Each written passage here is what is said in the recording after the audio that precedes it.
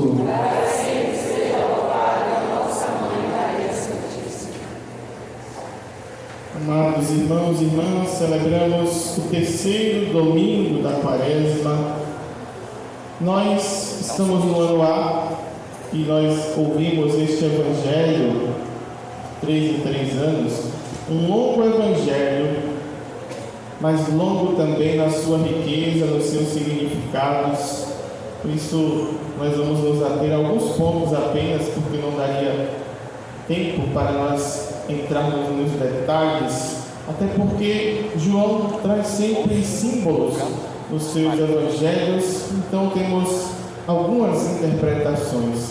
Eu vou me prender a uma interpretação mais histórica, teológica, e depois uma interpretação a partir desta humanidade de Jesus. Então, no ano lá nós lemos os evangelhos de Mateus, como vimos no primeiro e segundo domingo da Quaresma. Mas nós vamos agora entrar nos evangelhos de João, nesses 3 últimos domingos. Começamos uma catequese batismal. Vocês sabem que a Quaresma é também um tempo de preparação para os catecúmenos, para aqueles que receberão no Sábado Santo, na Vigília Pascal, o batismo. Por isso, os 3 últimos domingos desta Quaresma terá essa conotação batismal. Começando hoje com o símbolo da água. Domingo que vem nós vamos ouvir o Evangelho da cura do cego de nascença. Jesus que cura a cegueira. Jesus que traz àquele homem a visão, a luz. E no último domingo a ressurreição de Lázaro. Então temos o símbolo da água hoje, a luz no próximo domingo e a vida nova, a ressurreição de Lázaro, símbolo desta vida em Jesus Cristo. Nós, para entendermos este evangelho de hoje, devemos entender esta informação que João nos traz. Os judeus não se davam bem com os samaritanos. Vemos o espanto da mulher ao receber de Jesus um pedido. Jesus, um judeu, se direciona a ela para pedir água. Então nós sabemos, nós vimos isso domingo passado, sobre a formação do povo de Deus. Começando lá com Abraão que torna-se pai de Isaac, Isaac tem o filho Jacó. Deus muda o nome de Jacó para Israel, assim forma as 12 tribos de Israel. Israel tem os seus filhos e divide o reino em 12 partes, em 12 tribos. Por isso, 12. E o reino vai ter seus primeiros reis, Saul, Davi, Salomão. Após a morte de Salomão, o reino vai ser dividido. Então não passará mais por essa divisão das 12 tribos, mas Reino Norte e Reino Sul.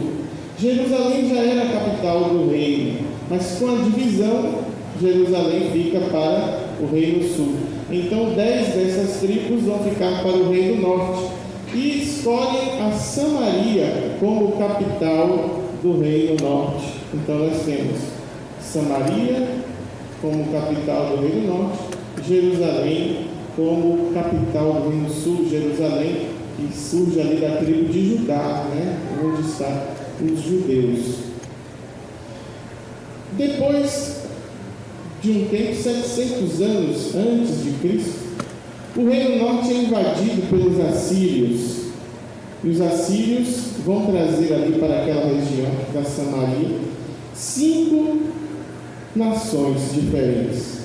Então o povo de Deus estava ali compactado. Depois se divide em Reino Norte e Reino Sul, mas continua sendo o povo de Deus e cultua ao Deus de Israel.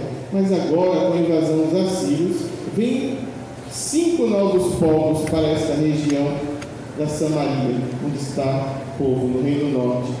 E com isso, eles trazem as suas culturas, os seus costumes, as suas crenças, e o povo começa a se misturar.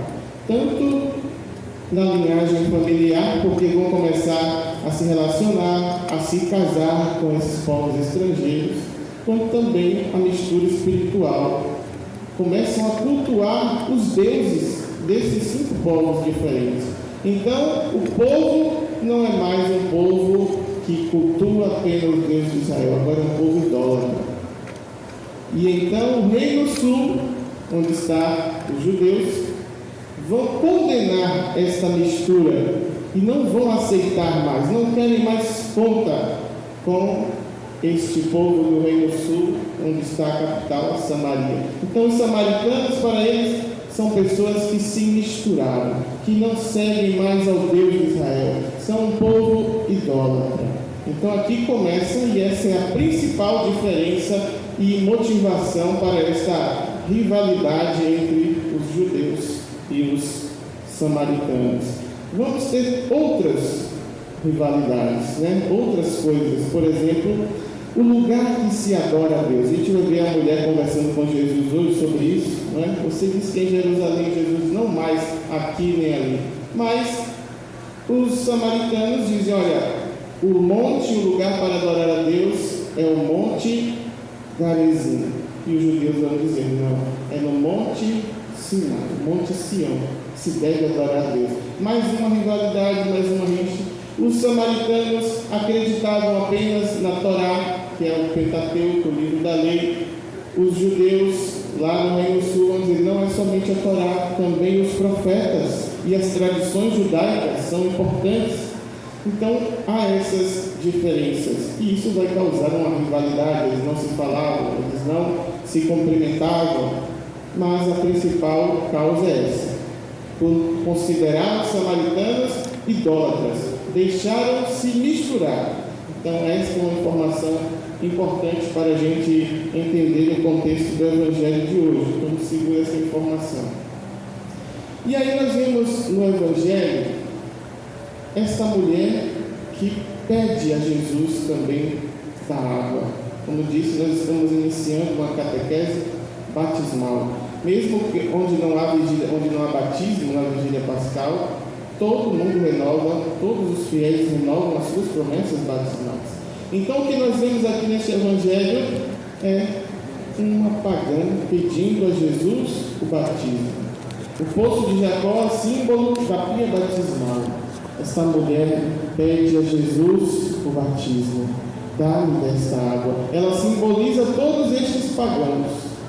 E aqui nós vemos o centro, o cerne deste Evangelho. Quando Jesus lhe diz, vai chamar o teu marido. E aquela mulher diz, eu não tenho marido. Jesus diz, muito bem, você já teve 5. Lembra dos 5 povos que os assírios levaram para Samaria? Estes 5 povos, estes 5 maridos desta mulher representam os deuses, a idolatria dos samaritanos. E Jesus vem para condenar o paganismo, Jesus vem para condenar os cultos que não cultuam ao Deus verdadeiro. Jesus vem para condenar as crenças que se estabelecem aonde só Deus deveria ser o Senhor. Então veja, Jesus não tem meias palavras. Jesus não está preocupado se aquela mulher vai se ofender ou não. Ele diz, vocês adoram o que não conhecem. Nós adoramos o que conhecemos, porque a salvação vem dos judeus. E que salvação é essa? É Ele. Jesus era judeu, então Ele é a salvação.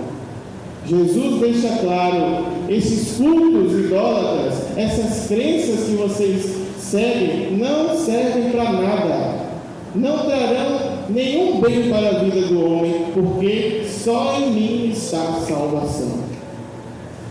E nós, igreja, corpo místico de Cristo, somos a portadora dessa salvação. A igreja é o corpo de Cristo, a continuidade histórica da pessoa de Cristo no mundo. Por isso, aqui está também a salvação. E não tem nenhum problema, assim como Jesus não se preocupou em falar a verdade para aquela mulher. Diz, olha, vocês estão adorando o que vocês nem conhecem, o que não existe. Eu sou a salvação. A igreja é o caminho da salvação. E não tem nenhum problema em nós dizermos que a Igreja Católica é a única e verdadeira Igreja de de Jesus Cristo. Não há desrespeito em dizer que a Igreja Católica é a única e verdadeira. Desrespeito é enganar as pessoas. E nós somos chamados a viver a verdade, respeitando o que cada um quiser escolher para a sua vida, mas sem negar a verdade. Por isso, as crenças, os cultos que não condiz com a nossa fé não devem ser vividos, acreditados, seguidos. Um católico deve ser católico.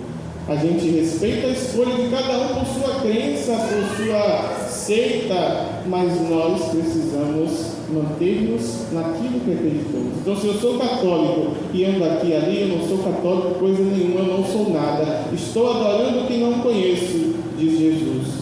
Você está buscando não mais a sua salvação, mas a sua perdição. Então, que nós nos mantenhamos na fé que recebemos e procuremos conhecer o que adoramos, conhecer o que celebramos, conhecer o que cultuamos. Assim, estejamos seguros nesta igreja e fora dela não há o que eu devo procurar, não há o que eu deva seguir. Então, permaneçamos firmes, como Jesus dá ao coração desta mulher a firmeza. E assim aquela mulher, aquela pagã, simbolizando todos os pagãos, todos que não são judeus, para que ela busque, deseja e receba o seu batismo. Nessa catequese batismal, nós vemos, desde a igreja primitiva, o símbolo dos cristãos, que é o peixe. Às vezes, alguns sacrários, aqui, está vendo? Esse sacrário provisório. Ele tem um peixe ali. Então, o peixe sempre foi o símbolo dos cristãos, porque no grego, a palavra peixe, as suas iniciais, as suas letras, as letras da palavra peixe em grego, formam as iniciais da frase Jesus Cristo, Filho do Deus Salvador. E os cristãos adotam então este enigma para poder cultuar a sua fé, uma vez que eram perseguidos. Então, nas casas, nas catacumbas, onde os cristãos se reuniam, se colocava o símbolo do peixe, para que ninguém descobrisse. Só os cristãos sabiam, e ali podia entrar. Olha, ali os cristãos se reúnem para celebrar o sacrifício da missa, se reúnem para a oração. E eles escolhem também o símbolo do peixe, porque o peixe, se é tirado da água, ele morre, ele não tem vida. Assim, o cristão, sem as águas batismais, ele não tem vida. Como o peixe não pode viver fora da água que morre, o cristão que vive fora das águas do seu batismo, longe de Cristo, está no caminho da sua morte. Vai morrer fora dessa água, fora da vivência dessa água. E isso nos mostra e traz uma realidade muito triste quando as pessoas vêm querer se batizar sem saber o que está pedindo. Pais e padrinhos não sabem o significado do batismo. Adultos que passam a vida toda sem se batizar, mas chega agora que precisa, por algum motivo, quer se batizar em 1 mês, 2 meses, não quer se batizar pelo que é o batismo, mas porque eu estou precisando de alguma coisa, preciso casar, preciso ser padrinho, preciso batizar meu filho.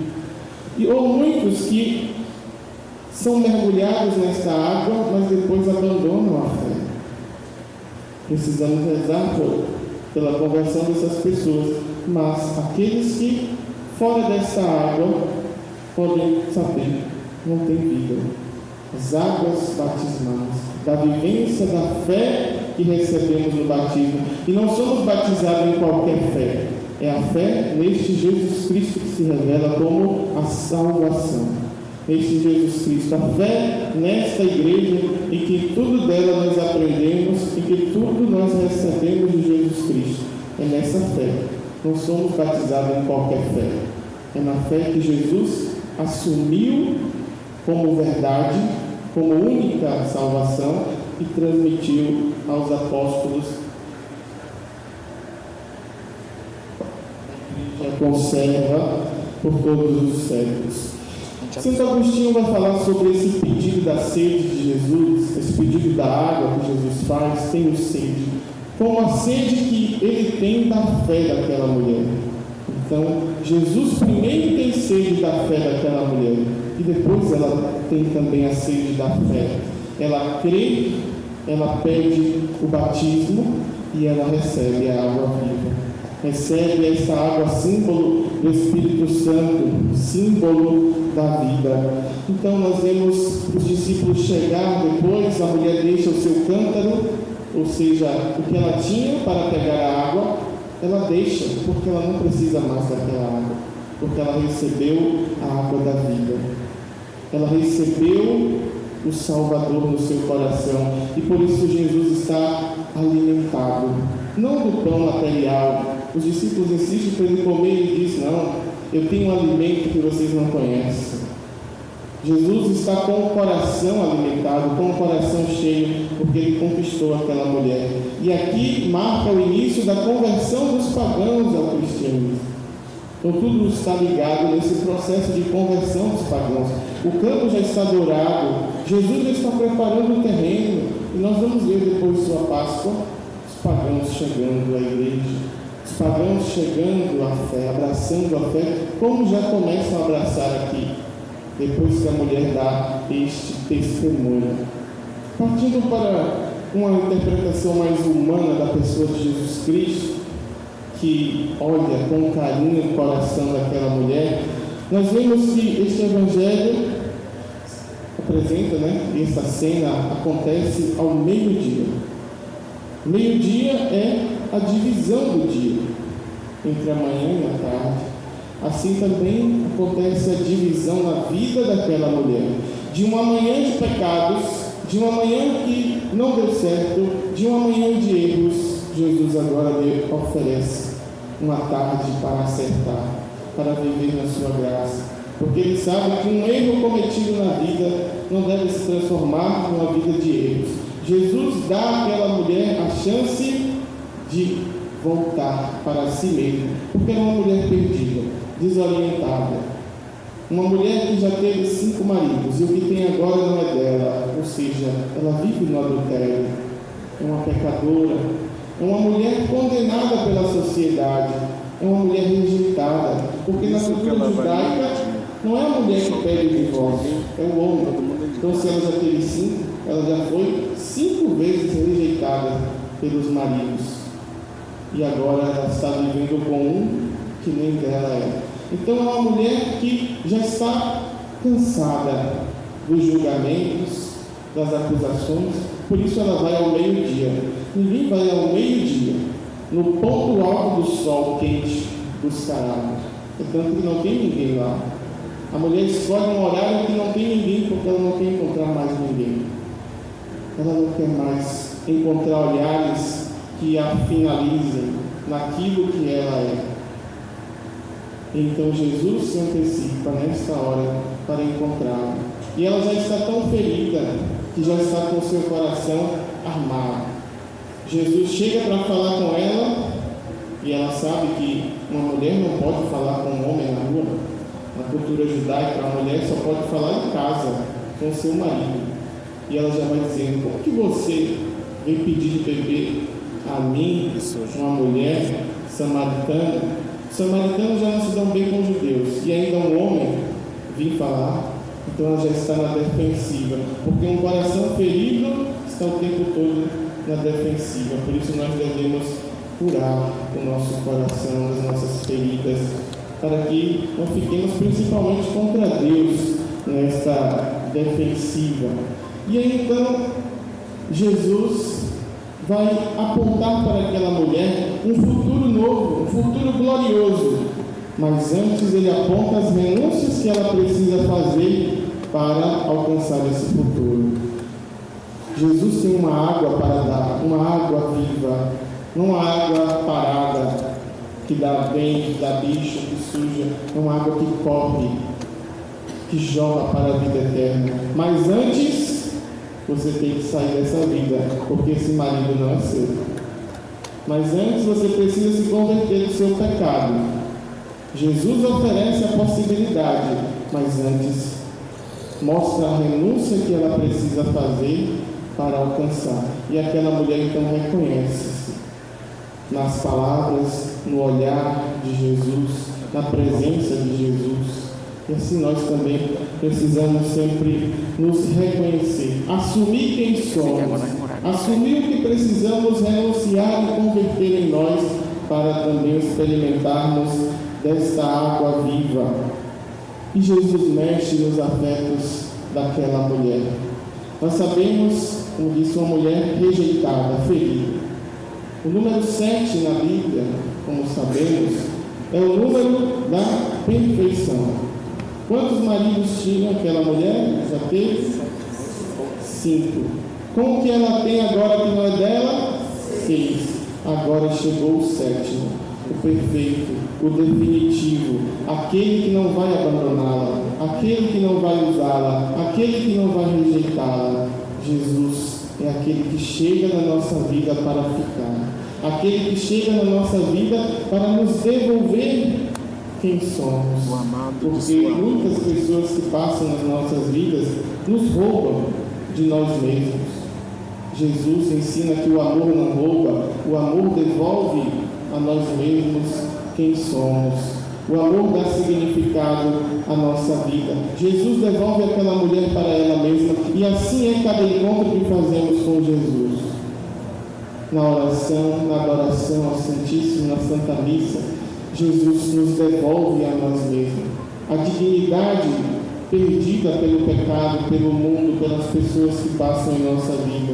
Ele sabe chegar. Ele não chega de qualquer jeito, como aqueles homens chegou naquela vida daquela mulher. Porque quem chega de qualquer jeito em nossa vida, de qualquer jeito também vai embora. Jesus dá o amor que ela precisa. Assim nós sabemos também ficar nos verdadeiros amores. Não aceitar qualquer amor, não aceitar qualquer proposta, porque nós temos um amor que nos ama de verdade. E quem aceita qualquer coisa também é deixado por qualquer coisa. Jesus é aquele que vem como o verdadeiro sentido, como o verdadeiro amor da nossa vida e que dá sentido a todos os outros amores. Por isso, um relacionamento, uma amizade, seja o que for, deve ser buscado a partir da pessoa de Jesus Cristo. Se aquela pessoa não tem Jesus para te oferecer, cai fora. Porque a experiência do amor de Deus por nós passa pela experiência do amor humano, dos amores humanos. Então é preciso saber bem onde nós estamos colocando o nosso coração, em quem nos rouba de nós ou quem nos devolve a nós mesmos. Por isso, façamos a experiência desta mulher de apresentar a nossa sede. Muitas vezes nós não somos saciados, a nossa alma não recebe esta água porque nós temos a vergonha de apresentar a nossa sede, o medo, o receio. Apresentemos a nossa sede, especialmente aquele que pode nos saciar.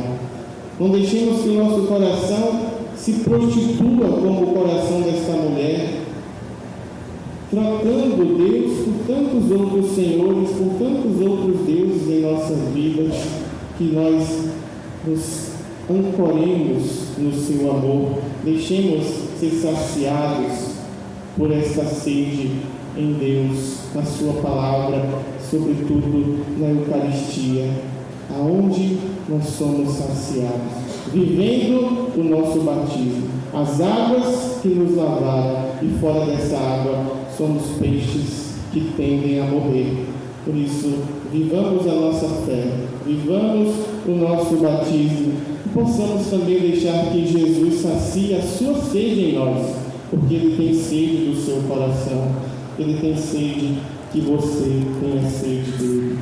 Louvado seja o nosso Senhor Jesus Cristo. Para sempre seja louvada a nossa Mãe Maria Santíssima.